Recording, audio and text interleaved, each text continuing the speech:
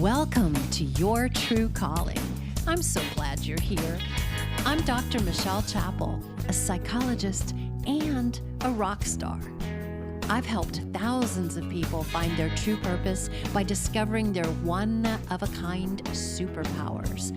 Each week, I'll share tools and client success stories to help you find gifts you don't know you have so that you can thrive in a career that fills your soul and passion projects that make you feel whole.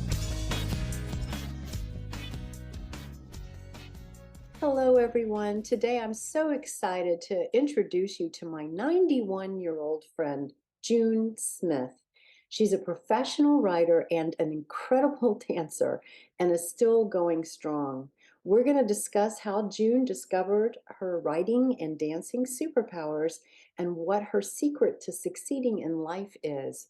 So I hope she inspires you as much as she inspires me. Let's get into it. Hi, June. I'm so glad you agreed to do my podcast. I really am. I don't even know how long we've known each other, but I remember seeing you at writers' meetings, salsa dancing, and over the years we've become dear friends. And when I visit Santa Cruz, you're always I try to see you first before anyone else because I think you're very inspiring. And I'm just really pleased that you're willing to answer some questions about yourself. You think alike about many things, so why wouldn't we be friends? Oh, that makes me feel happy. That makes me feel like I'm on the right track then. So I wanted to start out saying a little bit of something about your catchphrase, and I'm just going to read it and tell you some things about how it affected me and then ask you about it. Follow the nudge and be open to the surprise of the journey. I love that. Follow the nudge. And in fact, honestly, that's why I asked you to be on my podcast. It was a nudge. Wonderful. Now, when I look back, I realize that almost every writing job that I got, every writing paid job that I got was from following some kind of a nudge. Just it wasn't the same with every experience. Yeah, I know. So I sort of think I know what you mean by it, but what do you mean by that? Follow the nudge. Well, it all stems from a little note that I've taped up over my computer from the universe. I believe in the law of attraction, and it says, if you keep asking, may I, June, I'll keep asking, will you? It's never been up to me, universe. So I think that gives me permission, in other words, to just follow up. I mean, just start with where I am and go from there. And if I get even the slightest prompt or the slightest nudge to carry something further or to find out more about it, I don't dismiss it. I just go for it. And if that explains it, otherwise, you can keep asking me more. Well, I'm going to be asking about it all throughout, actually. Okay. I think it's it's part of the reason why I want to talk to you. Well, let me just describe a little bit about what this podcast is about. I put it together to help people find superpowers they may not know they have. So a gift or a passion that they're just not quite connecting with, or they might know about that gift or passion, but they don't have the confidence to follow through on it, or they can't figure out how to follow through on it. And so I'm interviewing people and telling stories about people I've worked with over the years to help the listener connect with that part of themselves and be able to follow that. And so I think you talking about a nudge is very interesting and important for being who you are. So I was going to ask you, do you have an example that you could share about following the nudge? Yeah, and even before I start with examples, I'll just say that once you do it once or twice and you see where it takes you, then it just becomes part of you and makes it easier, to go ahead and say, oh, well, I think I'm going to have to follow up on that a little bit further.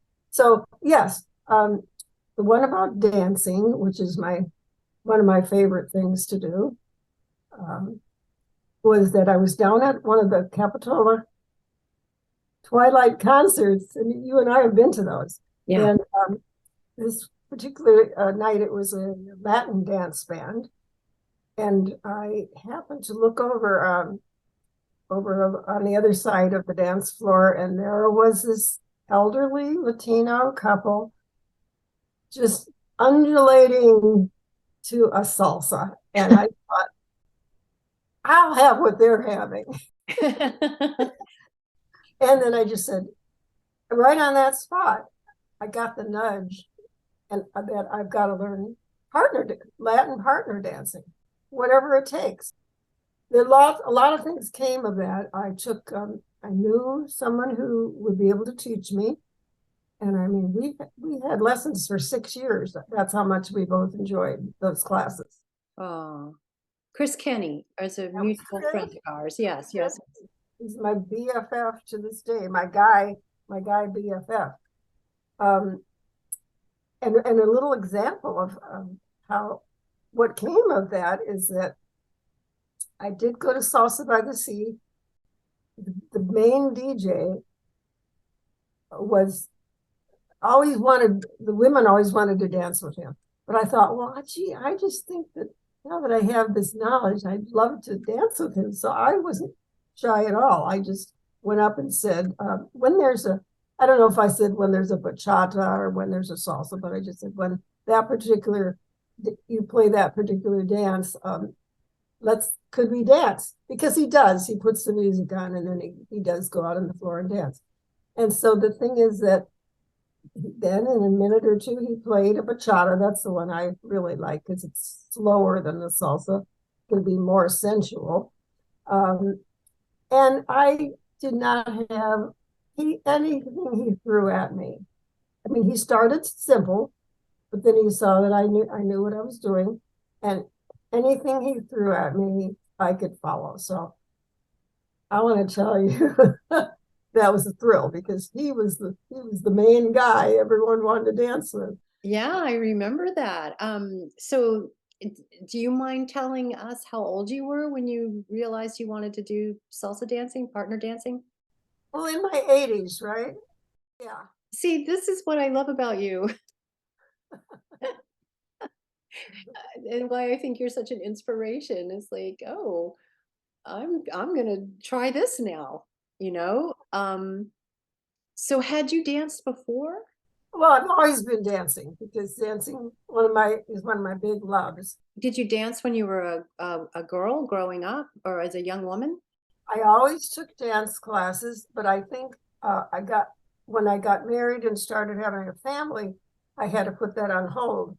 But then I finally did at one point feel that I could get out of the house and take lessons, which I did. I went and I found a studio, and I was even in a dance recital, a holiday Oh. recital as an adult. Yeah. How did you know that dancing was something that you wanted to do? Like from the beginning, how did you know you liked it? How did you know that was for you? Well, I think my mother, when I was small, put me in little ballet class and that kind of thing. So I just knew I enjoyed that. Being a child, I just remember that I fell in love with the dance. I think, and also because I love music. So Mm. being able to, and I don't play an instrument. That isn't anything that I aspired to do. But because I love music, I mean, to be able to move to music, I just thought was so special. Why wouldn't you want to do that? I also took classes in ballet and things like that when I was a child, and I didn't react to them like that at all. I felt like it was pressure. I didn't know I was there. So that's an interesting take. Well, Also, I don't think it was the ballet. I think the ballet was just the part that my mother started me okay. in, in the medium. It didn't mean that I just thought, oh, I just got to do more ballet. It wasn't that at all. I know that at that particular studio, there were other classes. And then I realized, oh, I would much rather, I think it was jazz. Jazz was offered.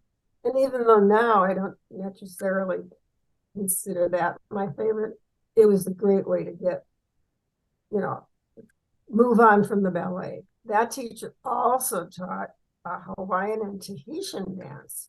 So I thought, well, I'm going to try that. But it was dancing to music. That was it for me. How do you feel when you dance? What does it feel like to you? Um, Otherworldly. Let me think about that too. Well, I mean, I just feel like it's natural. Natural. I mean, for me, and maybe it wasn't that way in the beginning, but if I hear music and I feel like dancing, like I can do it right now, I have a playlist and I can put that on at any time. And then I can, whenever I'm feeling in the mood, I can just dance around the house. Tell me if I'm getting this right. It sounds like dancing is a natural way of you expressing your joy for music. Is that partly true, or is something like that? Well, let's see. I think maybe I could just stop it as a way of expressing joy. Because it's just Mm, like expressing joy. for music, it seems like how could you just sit there and not either, you know, I mean, what would be a natural thing that somebody who doesn't like to dance? They might just sit there and snap their finger, or they might just make a little shimmy, but they wouldn't maybe get up to dance. But to me, I feel it throughout my whole body. Mhm. So then the next best thing is to just get up and dance. Okay, dear listener, before we go on to find out more about June's writing superpower, I just wanted to check in with you and ask you some questions because June has brought up some wonderful points about how to know what your superpower is. One of those things is that it comes naturally to you without you even trying. Like her body moves when she listens to music. She can't even help it. And I have to say, the day after I interviewed June, I was in a yoga class and they were playing some kick-ass music for some reason in that class, and I could not keep my body from dancing to the beat in my yoga poses. So June actually had an effect on me. So I do love to dance too. I just didn't get into ballet. But my point is just think for a second for yourself. What just comes naturally to you? I mean, June was lucky because her mother encouraged her to take dance classes, and she slowly but surely was able to gravitate towards the kind of dance that she really wanted to do. A lot of us aren't that lucky. We don't have supportive parents who see our gifts. So we have to look for them. We bury them deep in our unconscious because we were shamed for them or we weren't accepted for who we are. But I give you permission, just like June was saying, give yourself permission to be who you really are. What comes naturally to you, and what is your nudge telling you to do?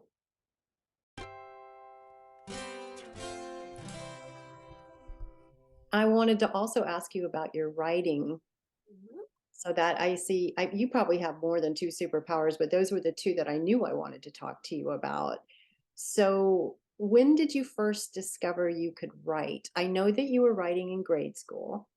Let's see, I know that you went to the same high school as Ernest Hemingway, which is Yes. very cool. But when did you like originally know you could write? Like, how old were you and what were you writing about? What caught your fancy? Well, I will mention a couple things. One is it turns out that I had a grandfather who was a writer as well. He didn't Oh, write my kind of writing. He wrote more of business writing, but he wrote for the newspaper. So I got the genes from him. And then okay. maybe from Ernest Hemingway in journalism class. Maybe I was in the same desk as he was.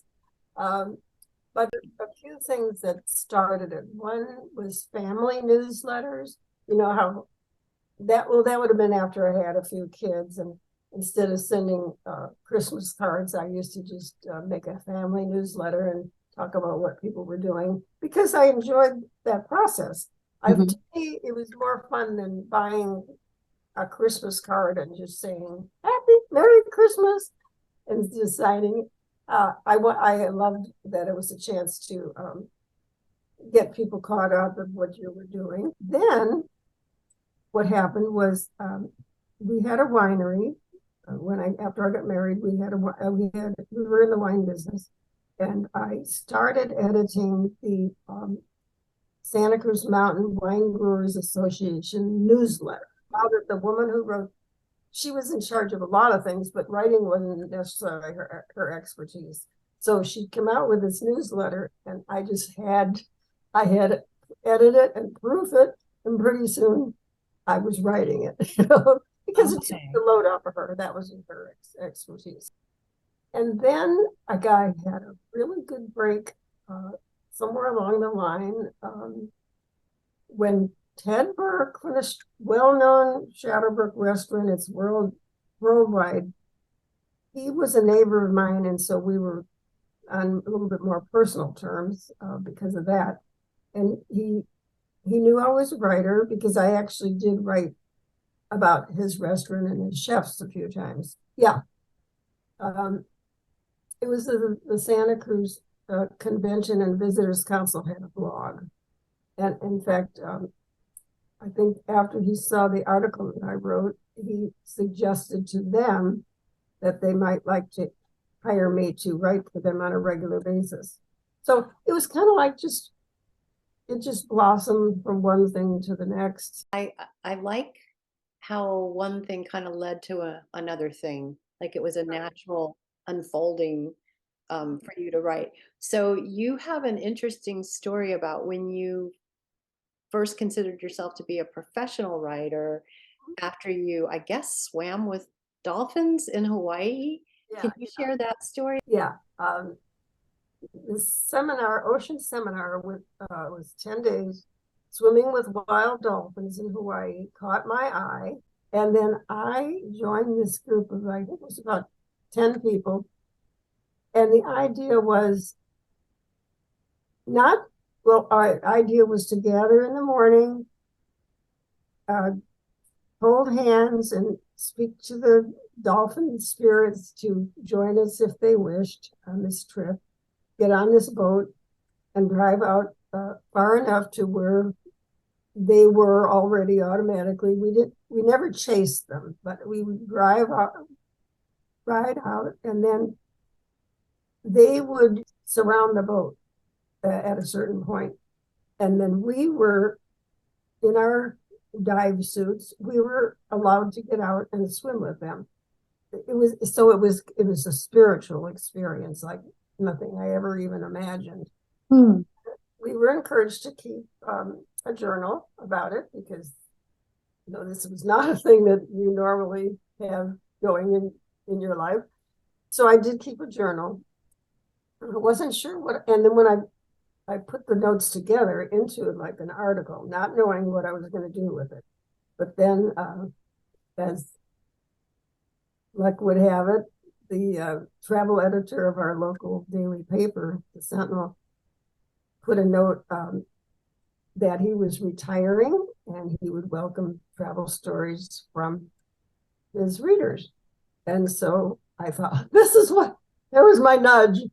I mean, that was really a nudge that here's a place you can send this article. So what made you decide to write an article from your notes in the first place? Was that a nudge? I'm trying to pinpoint this nudge business. Yeah, because I thought, I think the first thing I thought was, I wonder if Oprah would like this story.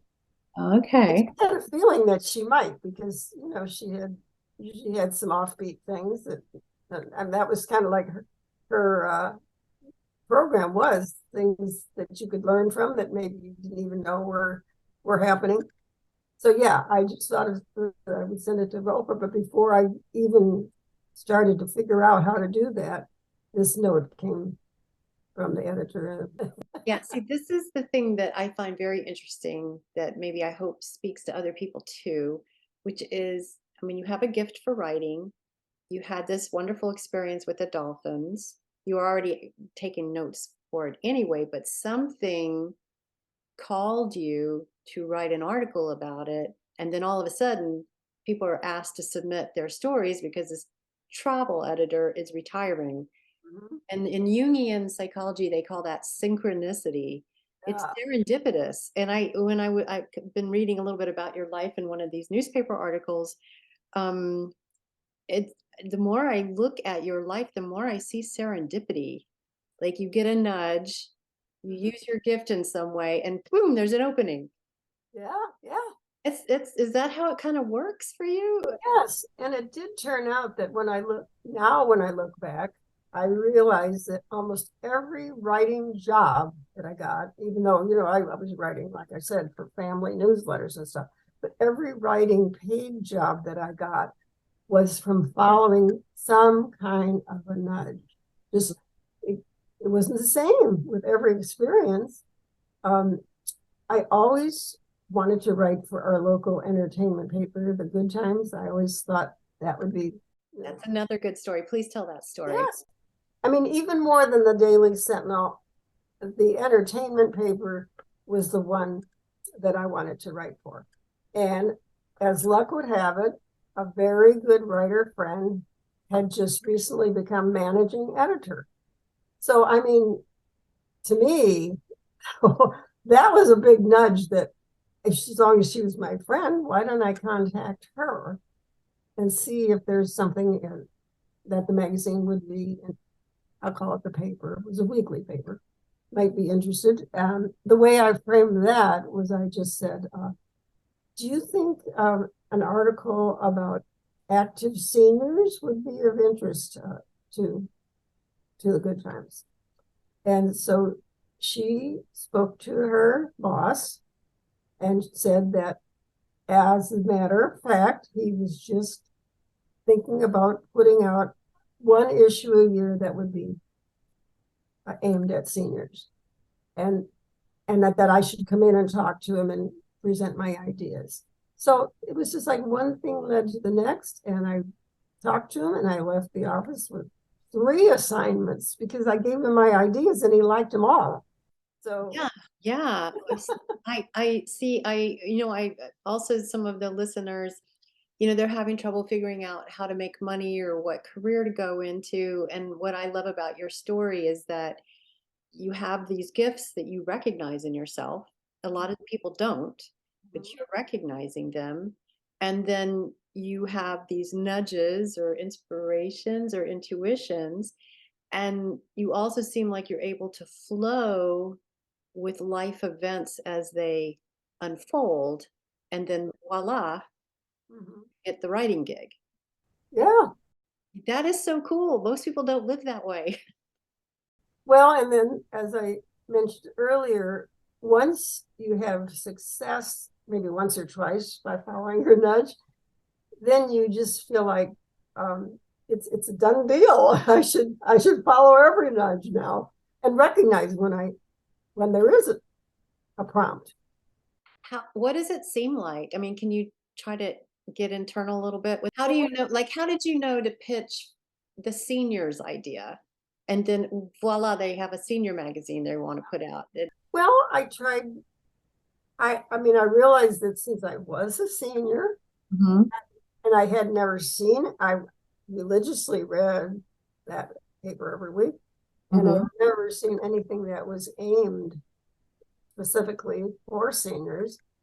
And the fact that in every society there is a certain segment of seniors, so it just seemed to flow there again. Like one nudge nudged me to the next idea, and realized I already knew the managing editor, so that just spurred me on to connect the dots. Right. You didn't just I wanted to share something with you. There's this Jim Carrey, Jim Carrey, he's a Oh, yes. comedian, right? There's a quote because he's a big visualizer. And he was talking to Oprah, speaking of Oprah, and he said, you can't just visualize and then go eat a sandwich. uh, And so what I noticed about you is even though things serendipitously fall together for you, you're also a smart cookie because you're looking at what's out there and you're seeing an opportunity because nobody seems to be writing about this. You know that there's seniors out there. You are an active senior yourself. So part of it was really just logical also, right? You did the work to Mhm. create an opportunity for Yeah. yourself. Yeah. Said very well. Thank you. So how do you, for people who are listening who don't maybe have the confidence to maybe follow up on something that they see, do you have any suggestions for how people could All right, I'm gonna say the one that works for me, which may or may not be for everyone, but if I have a dilemma, how I'm gonna make something happen, I just said, I just say, God, I'm putting it in your hands. But I think maybe what started all that was I saw this wonderful little poem, and it says, "Good morning, I am God. Today I will be handling all of your problems. Please remember that I do not need your help. Do not attempt to solve any situation that you feel that you cannot handle. Kindly put it in the SFJTD box, something for Jesus to do.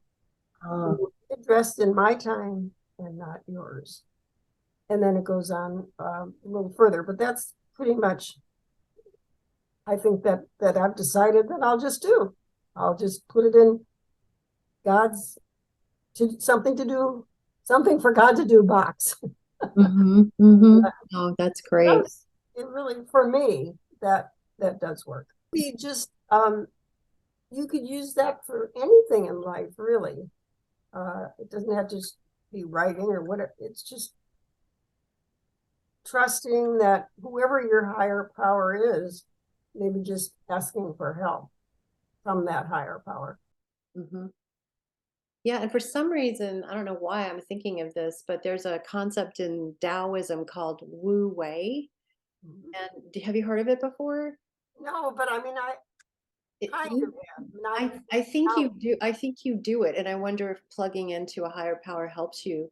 But it's in short, it's going with the grain instead of against the grain, going with the flow, lining up your nature with whatever is happening around you, rather than fighting against it.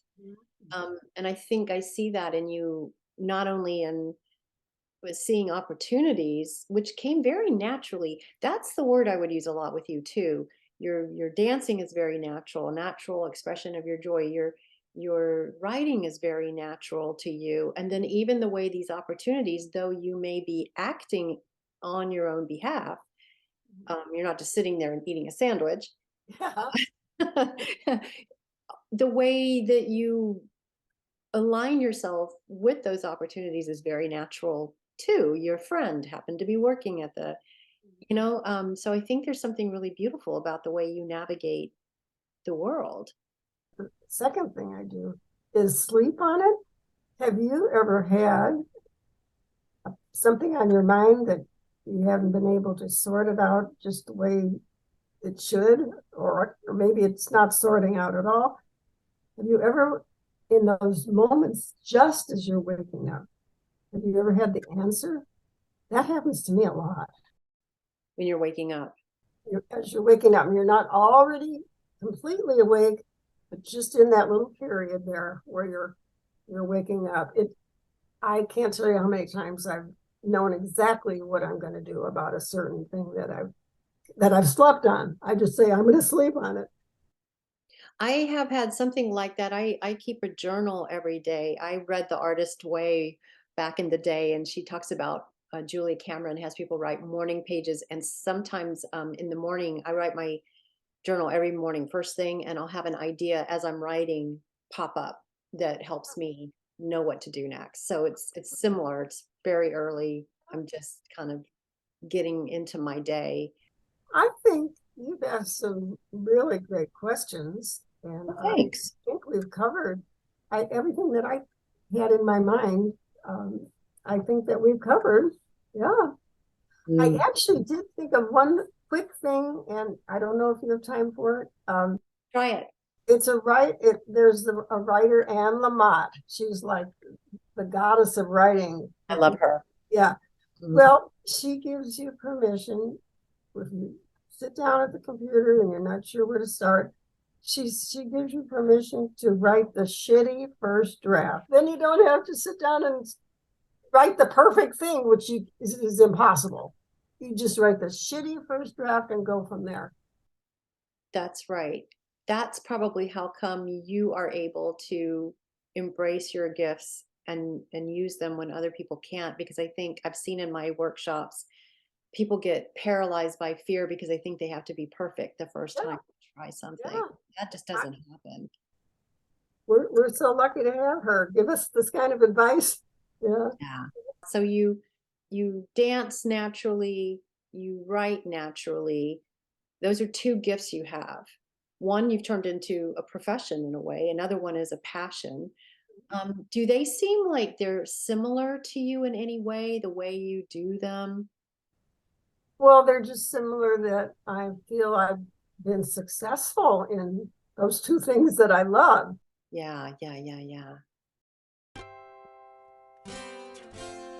So, dear listeners, if you're like so many people right now who are trying to find your right career, trying to find a profession that makes your heart sing, think about what June shared with us today. One thing led to another for her in terms of figuring out how she could become a professional writer. When she couldn't solve a problem, she'd sleep on it or ask for higher guidance. And she embraced what came naturally to her. She does what she loves to do. All of these things are also true for you. So, this 91-year-old woman, she's got it right so far. And she's been here for a very long time. Thank you, June, so much for sharing your wisdom with us today.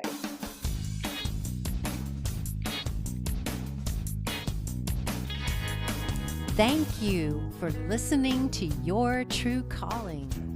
Please leave a review and share it with your friends. From my website, yourtruecalling.org, you can follow me on social media, learn more about my music and my coaching, contact me to find your superpowers live on the air, and help me produce future episodes by funding me on Patreon.